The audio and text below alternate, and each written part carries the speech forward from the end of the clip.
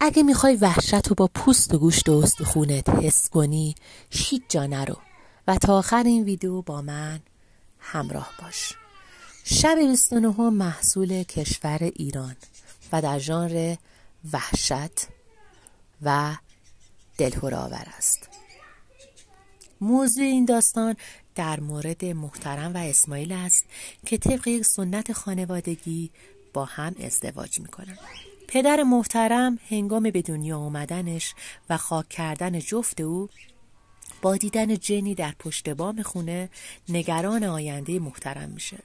سالها بعد در سال 1342 محترم در راه بازگشت به خانه جنی را بر پشت بام خانه میبینه و دقایقی بعد در چند متری خود در آشپزخانه با جنی روبرو میشه که با صدایی وحشتناک به سوی او میاد.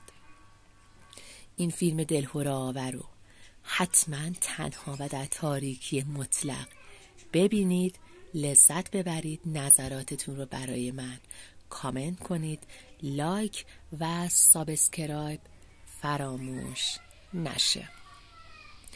ممنونم از همراهی تک تک شما عزیزان. به امید دیدار.